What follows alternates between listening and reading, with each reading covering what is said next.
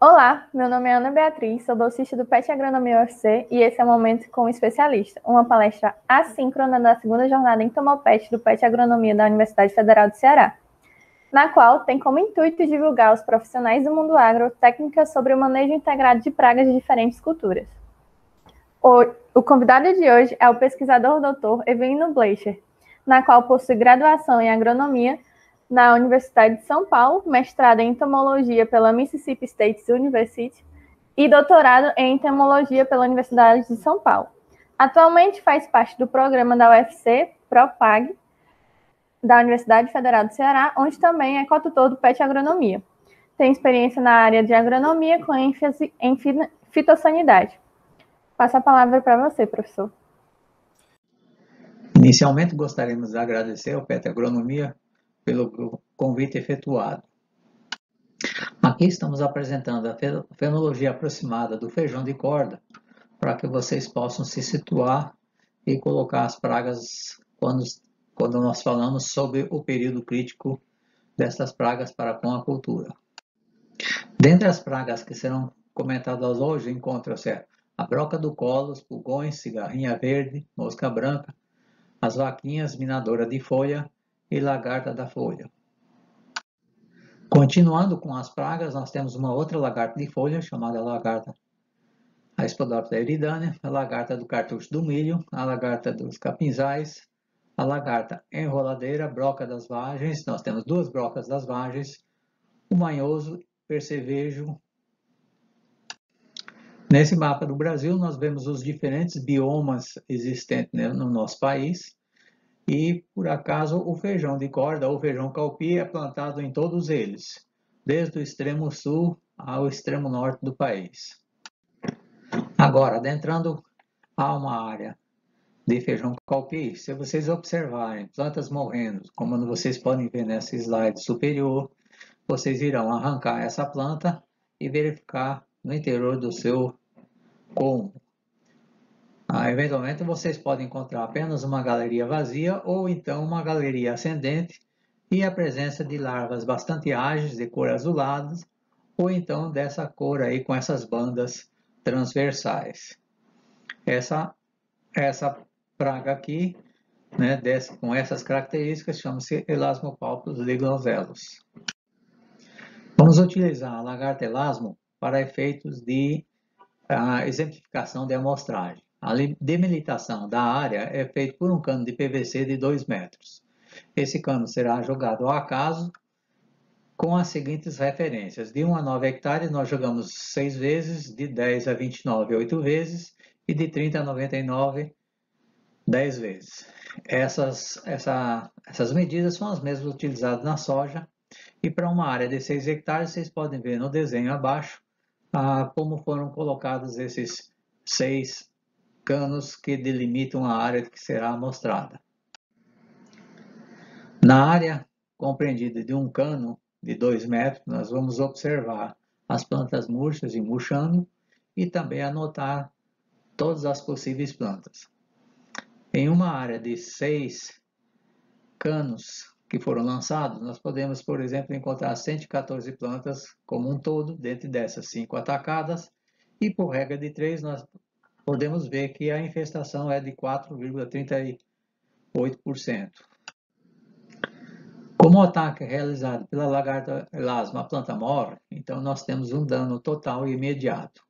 Utilizando-se a definição de nível de dano econômico, que é igual ao custo de controle, que é igual à percentagem de plantas atacadas, utilizando-se a fórmula de Nakano abaixo, nós podemos calcular esse índice de infestação, que é igual ao nível de dano econômico, e assim controlar a praga se o valor amostrado for superior.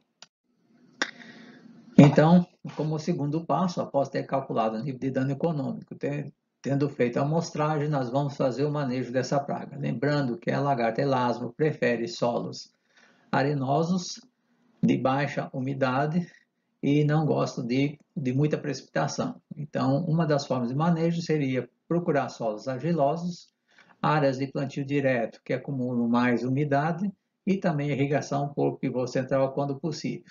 Tratamento preventivo é feito através do tratamento de sementes. O controle curativo é feito através de diflubenzuron, produto registrado na Agrofit. Como produto alternativo, nós temos a Bovéria baciana. Se por outro lado, quando você entrar ao campo, você encontrar na parte do superior da planta, nos ponteiros, pequenos insetos pretos, certo? Em torno de 2 milímetros, com o corpo piriforme, na sua parte distal, duas estruturas chamadas de sifúnculos, né? Ao lado da cauda, com pernas clara no centro e as pontas pretas, nós teremos o Apis gossypii. As condições favoráveis para esse inseto são períodos quentes secos em áreas irrigadas. O período crítico dessa praga para a cultura, principalmente o período vegetativo.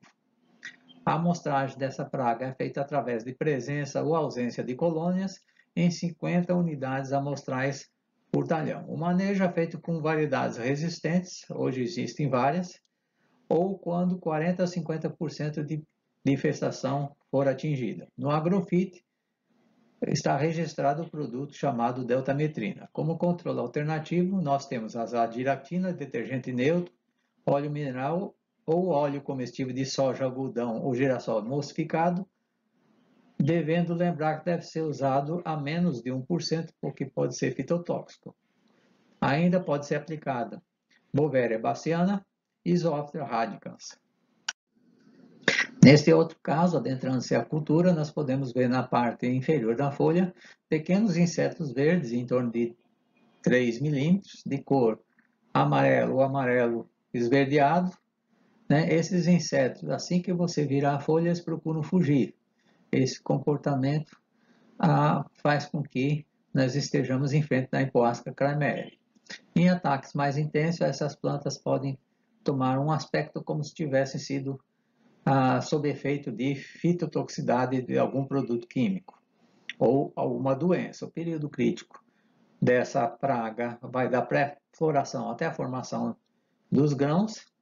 A amostragem é feita pela presença ou ausência desses indivíduos em uma folha do nó correspondente ao terceiro até o quinto, e nessa folha apenas um folíolo, ou aquele central, será observado para identificar a presença ou ausência do inseto.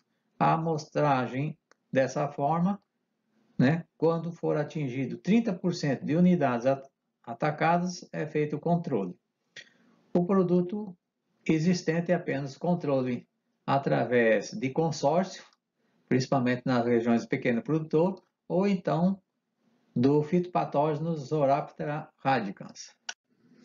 Ainda olhando na parte abaxial das folhas, ou seja, embaixo da folha, nós podemos encontrar pequenos insetos de aparência branca. Esses insetos têm 1 a 2 milímetros.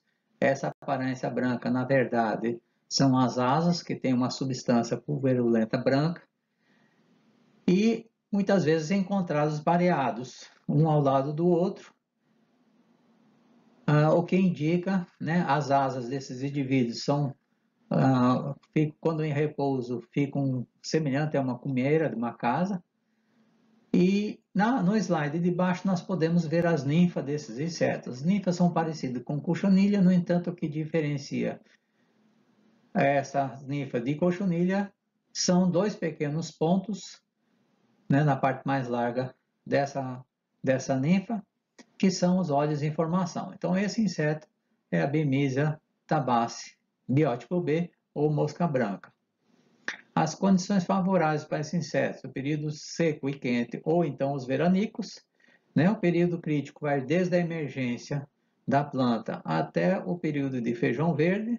A amostragem é feita do mesmo jeito que foi feito para feijão, do terceiro ao quinto nó, no folíolo central, observa-se se tem ou não tem o inseto.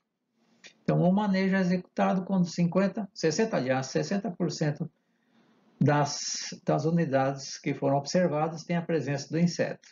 No Agrofit é registrado a azadiratina, acetamiprina mais bifentrina e o acetamiprid sozinho, também o diafentirão. No caso do controle alternativo, pode ser usado, né, parasitóides do gênero Encartia ou Eretmósperos, o detergente neutro. A menos de 1% também pode ser usado. Lembrar sempre que detergente neutro pode ser fitotóxico à cultura. Então tem que ser aplicado nos horários mais frescos do dia. E também pode ser usado o fungo Bovéria baciana. Agora vamos ver algumas pragas desfolhadoras. Nesse primeiro caso aqui, é bastante fácil identificar essa praga porque os folíolos são todos furados, né? E se você verificar com mais cuidado na cultura, você pode encontrar um pequeno besouro de 4,5 mm a 5 com essas características. O corpo é verde com 6 manchas amarelas. Nós então estamos em frente da espécie diabrótica speciosa, ou seja, a vaquinha. A larva desse inseto também ataca o feijão de corda, é chamado de larva alfinete, e ataca as raízes. O período crítico desse inseto é tanto do período assim que há emergência até a fase de feijão verde. A amostragem é feita através de estimativa de desfolha, ou seja, nós podemos usar o mesmo gabarito que é usado para a soja para fazer a estimativa de desfolha no feijão de corda. O manejo é efetuado quando houver 30% de desfolha no período vegetativo e 15% de desfolha no período reprodutivo. Produtos recomendados, aprovados pela Agrofit, nós temos a lambda cialotrina, o acetamiprid mais bifentrina e a deltametrina. Como produto alternativo, pode ser usado a Bovéria baciana. Ainda com os mesmos sintomas observados na folha anterior, do inseto anterior, nós temos mais duas vaquinhas. A superior, né, amarela com manchas pretas é a Serotoma arcuata e a inferior com a coloração um pouquinho mais amarelada, mais um amarelo mais intenso. As mesmas manchas pretas, mas lá ao final, no abdômen, nós temos duas manchas, digamos assim, quase marrons. Essa aí embaixo, na parte inferior, é uma subespécie da arcuata, que seria a Serotoma arcuato tingumarianus. E o controle, o manejo, é tudo feito da mesma forma que se fosse para a outra cigarrinha. Continuando com as pragas que atacam folha, nós temos uma praga bastante fácil de fazer o diagnóstico, que são esses risquinhos em zigue-zague ou serpenteantes na face dorsal da folha. A cutícula permanece intacta e se você olhar dentro, conseguir ver por transparência dentro dessas minazinhas, você vai encontrar uma larvinha de cor amarelada. Eventualmente, no final da galeria, ou seja, naquela parte mais grossa da mina ou da galeria, vocês encontram um ponto preto. Esse ponto preto indica que essa larvinha foi parasitada por um parasitóide chamado Ópios. As condições favoráveis para esse inseto são clima quente e seco, O período crítico é o período da emergência até a fase de feijão verde. A amostragem é feita, antigamente era feita contando-se as minas. Então, descobriu-se que isso é muito trabalhoso, tedioso e difícil de fazer. Então, existe uma informação, de uma publicação de Saunders, Cotto e King, que está listado no final do trabalho, em que procura fazer uma semelhança, ou seja, estabelecer uma equivalência entre essa área da mina e uma área desfolhada. Até porque essa área da mina não vai mais fazer fotossíntese. Então, esses pesquisadores indicam que, havendo uma infestação de 20% de área de redução foliar, há necessidade de fazer o controle. Não existe produto registrado para o calpi no momento para essa praga, e como controle alternativo nós temos, como já falamos anteriormente, parasitóide ópios, que já está sendo criado em algumas instituições, e também há esperança de um outro parasitóide chamado de diglifos para o controle dessa praga. Agora nós entramos para aquele grupo de pragas que atacam tanto a folha como as vagens. Inicialmente nós vamos ficar com as lagartas, e aqui nós temos uma lagarta, né, que ataca a folha e eventualmente a vagem, mas a característica mais importante desse indivíduo aí são essas listras, né, nas listras amareladas no dorso, e também essa que está assinalada por esse ciclo, são esses 4 pontinhos ou mais aqui, que são bem característicos dessa larva, que é a lagarta da Spodoptera cosmioides. As condições favoráveis são normalmente aquelas condições chuvosas ou de precipitações regulares. O período crítico vai desde o feijão, desde a emergência até o feijão verde, mas eventualmente podem atacar as vagens. A amostragem é feita de duas formas. Quando ela come folha, é feita através da estimativa de desfolha, naqueles 2 metros, ou atacando vagens, são retiradas 10 vagens por unidade delimitadora, e assim calcular a quantidade de vagens que são atacadas. O manejo é feito através de, quando ocorrer 30% de desfolha até a floração e 15% após a floração. Por outro lado, se você tiver ataque de vagens, nas vagens, né, você pode usar aquele mesmo formulinha apresentado anteriormente para a lagarta melasmo, que é para cálculo de nível de dano econômico. No agrofito nós encontramos um produto registrado para esse inseto, que é Chloranthra-niliprole mais Lambda-cialutrina, cujo nome comercial é Ampligo. E como produto alternativo, sendo uma lagarta, nós podemos usar o Bacillus thuringiensis, mas também a Trichogramma preciosa. Aqui nós temos mais uma lagarta com o comportamento da lagarta anterior, que é uma lagarta que desfolha a planta do caupi e também pode atacar a broca das vagens. Ela tem uma característica, são os listras, principalmente uma lista no dorso. Ao lado dessa lista do dorso, nós temos desenho em formato ou de triângulo ou do trapézio. Isso indica que a larva que está atacando a sua cultura é a Spodoptera eridânea. O período crítico é o mesmo da anterior, ou seja, ataca as folhas da emergência ao feijão verde, mas se ela for encontrada atacando vagens, então usamos os mesmos raciocínios da praga anterior. O manejo é feito com os mesmos índices, tanto de desfolha como pelo controle do nível de dano econômico que foi encontrado. O produto também é o mesmo, é o Chlorantraniliprole mais Lambda-cialutrina, cujo nome comercial é Ampligo. Como alternativa, os mesmos produtos Bacillus thuringiensis e Trichogramma. Aqui vocês têm uma outra praga, pelo tipo que vocês estão vendo aí em cima, lagarta do cartucho do milho, pode parecer até estranho, mas ultimamente essa lagarta, que era principalmente atacava o milho, também está atacando outras culturas, e dentro dessas outras culturas o feijão de corda. É fácil de diferenciar essa lagarta, porque na extremidade posterior à cabeça, quase no penúltimo segmento, vocês podem encontrar 4 pontinhos semelhantes aos 4 pontinhos de um dado. A cabeça desse inseto, na sutura adfrontal, tem forma de Y invertido, e também tem o comportamento de, quando for tocado, ele se enrola como se fosse uma lagarta rosca. Na foto inferior, vocês podem ver que ela tem já uma aparência um pouquinho diferente, mais escura. Isso dizendo que nas lagartas as manchas, as listras são importantes. Por outro lado, a cor de fundo não é interessante para fazer o diagnóstico. Então essa aqui é a nossa lagarta do cartucho do milho, chamada de Spodoptera frugiperda.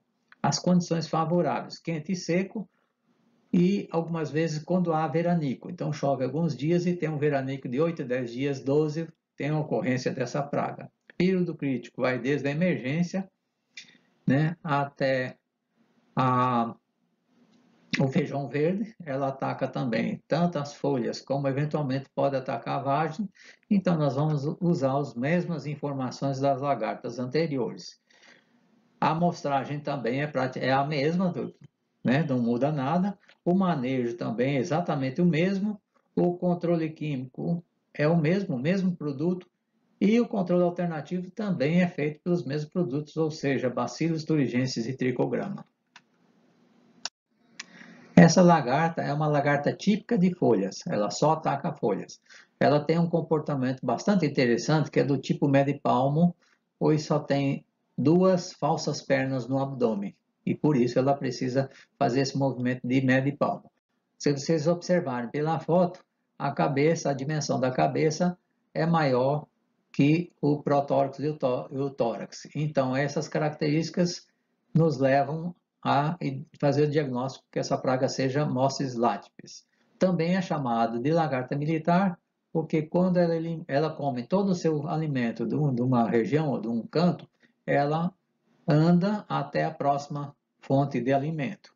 O período crítico, como é uma desfolhadora, vai da emergência até o feijão verde. A amostragem, como as outras pragas desfolhadoras, é por estimativa de desfolha. E também o manejo com os mesmos índices de desfolha, 30% antes da floração e no período reprodutivo 15%. O produto registrado é o mesmo anterior, o Chloranthala niliprole, mais Lambert cialotrina, com o nome comercial de Ampligo, e também, como é uma lagarta desfolhadora, pode ser usado o Bacillus thuringiensis. No caso dessa praga, é bastante simples fazer o diagnóstico. Você vai encontrar no campo, né, folhas grudadas por fio de seda. Então, duas folhinhas são grudadas por fio de seda. Quando você abre, né, separa essas folhas, você vai pegar e vai ver essa pequena lagarta aí, né, áreas escarificadas, né, com aspecto rendilário, umas larvas esverdeadas de cabeça marrom escura. Essa praga é chamada de Homiodes indicata, antigamente era chamada de Edilecta indicata. Os períodos de maior ocorrência são aquelas onde há uma diminuição na precipitação. A amostragem também aqui tem que ser um pouco criativo, porque como você não tem uma desfolha específica, como nós vimos anterior, você considera que aquelas duas folhas que estão ligadas, elas não vão fazer fotossíntese, elas vão morrer. Então aquilo lá é considerado como desfolha. Como eu disse, tem que fazer um pouco de exercício mental aí. E para isso usa-se os mesmos índices de manejo de 30% de desfolha, entre aspas, até a floração, e após esse período, 15%. Produto registrado para essa praga é o mesmo Chloranthala niliprole mais Lambda-Cialotrina, com o nome comercial de Ampligo, e também o Bacillus thuringiensis. Agora vamos entrar naquelas pragas que são tipicamente de vagens. Então, no feijão calpi, quando começa a granação ou a formação das vagens, obrigatoriamente o amostrador tem que verificar essas vagens. Se você encontrar vagens furadas e no seu interior larvas com linhas dorsais marrom avermelhadas, a cabeça escura, e também encontrar excremento nos orifícios de entrada da vagem, então nós podemos estar em frente à Etiella zinchnella. O período crítico dessa praga, como ela ataca a vagem, logicamente, é no período de formação das vagens, ou período de reprodução. A amostragem é feita observando se 10 vagens ao acaso em cada uma daqueles delimitadores de área e fazendo a infestação, pode ser feita a infestação baseada nessas 10 vagens. Vagem atacada, vagem perdida, e assim também pode se calcular o nível de dano econômico por aquela formulinha que nós apresentamos inicialmente para lagarta elasmo. Né? O produto não tem produto registrado para essa praga, no entanto, como sendo lagarta, pode-se tentar o Bacillus thuringiensis.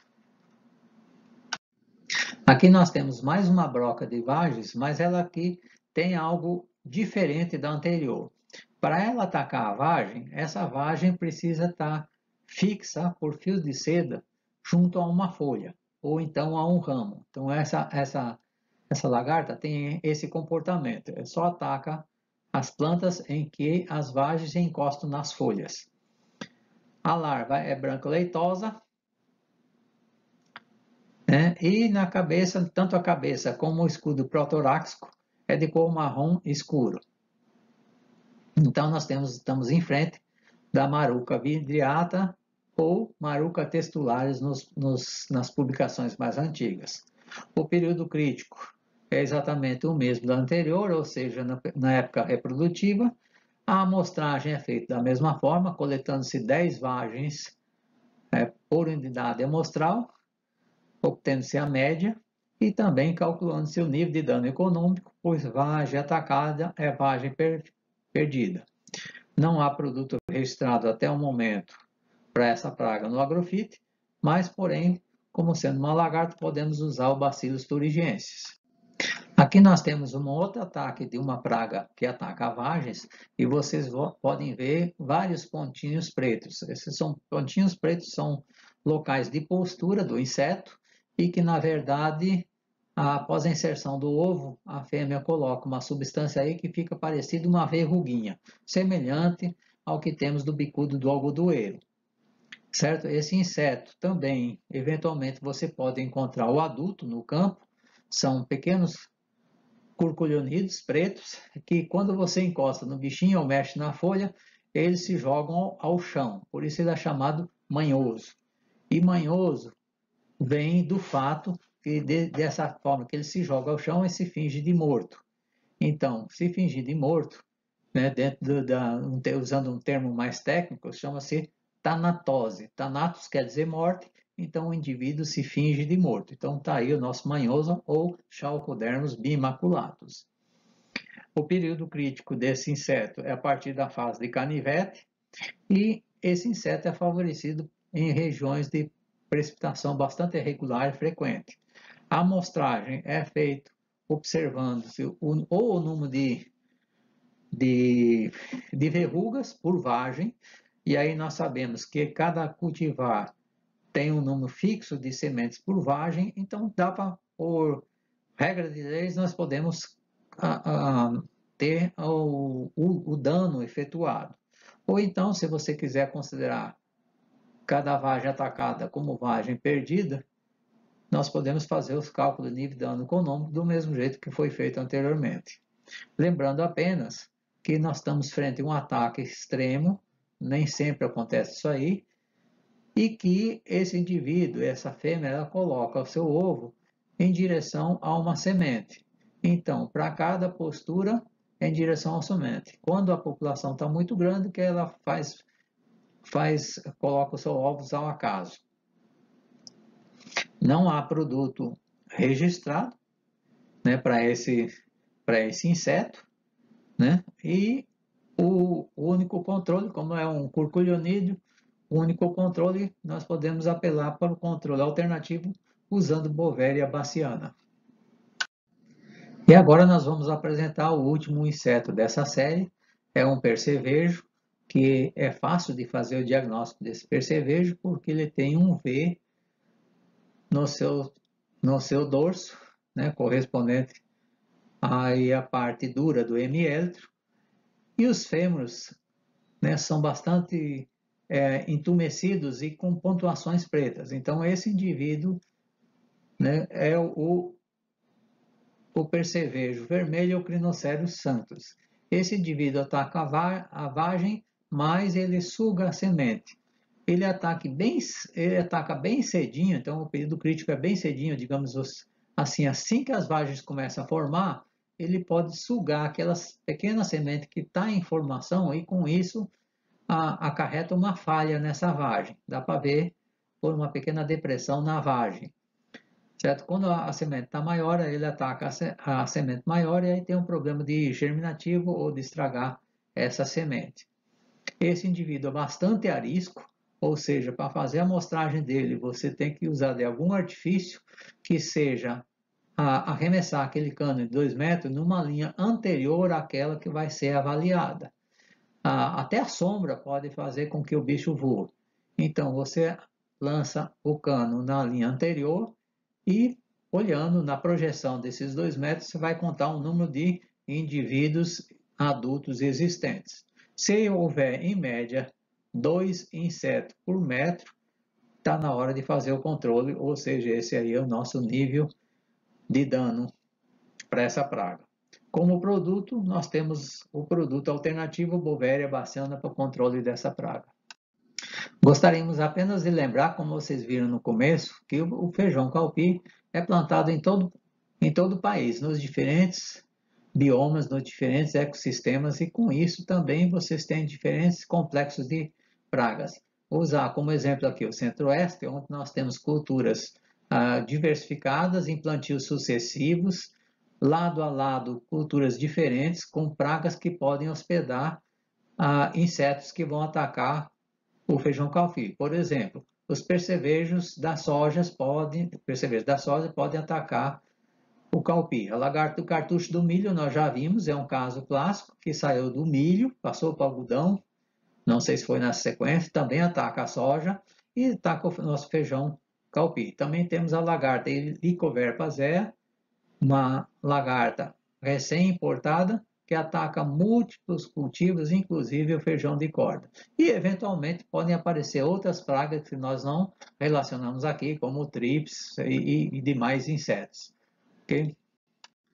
E para finalizar, nós temos sempre que ter em mente qual o tipo de produtor para quem a gente vai passar a informação. Nós temos o pequeno produtor, em que ele usa o feijão de corda basicamente para sua segurança alimentar. Então, nesse caso, eles preferem usar os cultivares ramadores porque produzem durante muito mais tempo. Então, todo dia ou toda semana ele vai lá, colhe parte do feijão e aí ele tem tanto para seu consumo como para uma pequena comercialização. Então, esse feijão tem várias colheitas e também a dificuldade para trabalhar com esse produtor, que nem sempre ele aceita informações novas. Por outro lado, nós também temos aquele produtor altamente tecnificado, que usa todas as informações possíveis e disponíveis. Toda a produção é mecanizada, a colheita é mecanizada, e esse produtor usa basicamente as cultivares semi-eretas e eretas. Utilizando essas duas cultivares semi-ereta e ereta, na maior parte do tempo, ele pode usar o pano de amostragem em vez do cano para aqueles insetos que se desprendem quando são sacudidos. Só não para o percevejo vermelho, porque esse não cai, ele voa. E é isso aí. No slide anterior eu terminei falando é isso aí, mas ainda gostaria de apresentar para vocês algumas referências bibliográficas que foram utilizadas. Algumas delas principalmente para fazer diagnóstico, outro para fazer manejo, e aí nós temos o trabalho de professor Maricone, Santin Gravena, professor Nakano, Salberns e colaboradores, Panizzi, colega Panizzi, da área de soja. Aqui em tela, as primeiras publicações de feijão calpi a respeito de praga fondela, Paulo Henrique Soares da Silva, que é o nosso colega do Centro da Embrapa do Meio Norte. Queria agradecer ao PET pela oportunidade deste convite e espero que tenha sido de agrado de vocês.